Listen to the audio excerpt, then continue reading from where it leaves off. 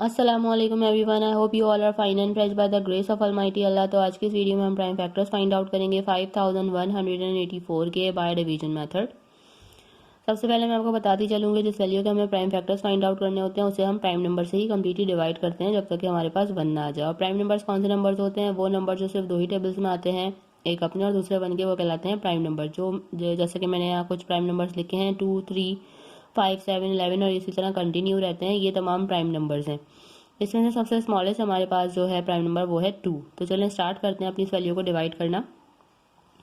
हमारे पास जो यहाँ वैल्यू है वो है 5184। सबसे पहले हम चेक करेंगे कि क्या हमारी ये वैल्यू सबसे स्मॉलेस्ट प्राइम नंबर 2 से कम्प्लीटली डिवाइड हो सकती है। 2 का डिविजिबिलिटी रूल आपको अच्छी तरह पता होगा कि अगर किसी वैल्यू के लास्ट में इवन नंबर या फिर 0 तो वैल्यू 2 से कम्प्लीटली डिवाइड हो सकती है। यहाँ हमें इवन नंबर नजर आ रहा है इसलिए हम इसे 2 से डिवाइड करना स्टार्ट कर सकते हैं। 2 के टेबल में लेकिन 5 नहीं आता, उससे छोटा नंबर 4 आता है 2 पे। 1 जो हमारे पास रिमाइंडर है वो चला गया इस 1 के पास और ये बन गया 11। 2 के टेबल में 11 भी नहीं आता, उससे छोटा नंबर 10 आता है 5 पे। फिर से हमारे पास एक रिमाइंडर है वो चला गया इस 8 के पास और ये बन गया 18। 2 के टेबल में 18 बिल्कुल आता है 9 पे और 2 के टेबल में 4 भी बिल्कुल आता है 2 पे।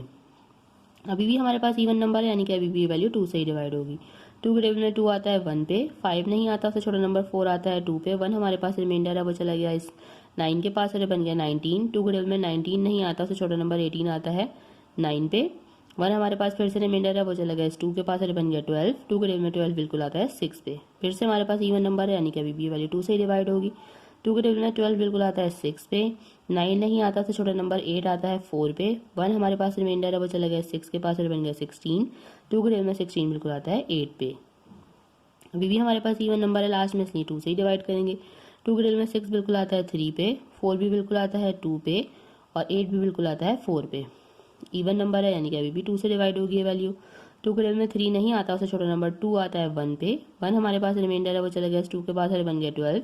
2 के टेबल में 12 बिल्कुल आता है 6 पे और 4 भी बिल्कुल आता है 2 पे।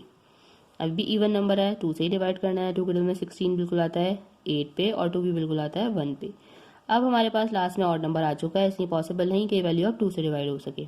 2 के बाद जो नेक्स्ट प्राइम नंबर है वो है 3 और 3 का डिविजिबिलिटी रूल है कि एक वैल्यू के तमाम डिजिट्स को प्लस करने के बाद अगर ऐसी वैल्यू है जो कि 3 का मल्टीपल है तभी वो वैल्यू 3 से कम्प्लीटली डिवाइड हो सकती है। तो अगर हम इन दोनों को प्लस करें 8+1 वो बनेगा 9। 9 3 का मल्टीपल है यानी कि अभी वैल्यू 3 से कम्प्लीटली डिवाइड हो सकती है। 3 के टेबल में लेकिन 8 नहीं आता, उससे छोटा नंबर आता है 6 और वो आता है 2 पे। जो हमारे पास 2 रिमाइंडर है वो चला गया इस 1 के पास और बन गया 21। 3 के टेबल में 21 बिल्कुल आता है 7 पे।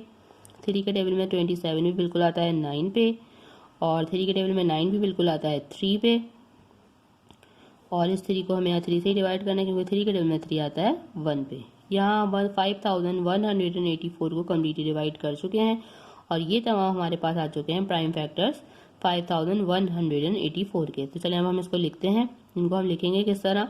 सबसे पहले हम यहाँ लिखेंगे prime factors of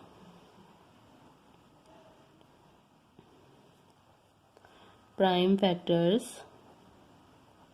of 5184। Count कर लेते हैं कितने टूज हैं हमारे पास यहाँ। 1 2 3 4 5 6।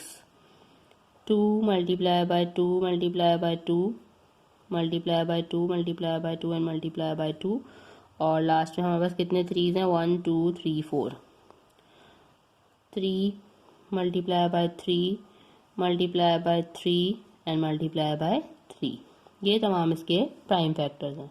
देखा आपने कितनी जल्दी से प्राइम फैक्टर्स फाइंड आउट करना सीख लिया हमने 5184 के। इसी तरह आप किसी भी वैल्यू को इसी मेथड को फॉलो करते हुए उसके प्राइम फैक्टर जो है फाइंड आउट कर सकते हैं। और अगर आप चेक करना चाहते हैं कि हमने प्राइम फैक्टर सही फाइंड आउट किए हैं या नहीं तो इन सबको कर देंगे मल्टीप्लाई। इन सबको मल्टीप्लाई करने के बाद अगर हमारी यही वाली वैल्यू बन रही है जिसके हमने प्राइम फैक्टर्स फाइंड आउट किए हैं तो इसका मतलब है कि हमने प्राइम फैक्टर बिल्कुल सही फाइंड आउट किए हैं। आई होप कि वीडियो आपको अच्छे से समझ आई है। अगर ये वीडियो आपको पसंद आई तो इसे लाइक और शेयर जरूर करें। मेरे चैनल को भी सब्सक्राइब करें। इंशाल्लाह बहुत जल्द मिलती हूँ आपसे अपनी नेक्स्ट वीडियो में। बहुत ख्याल रखिएगा। अल्लाह हाफिज़।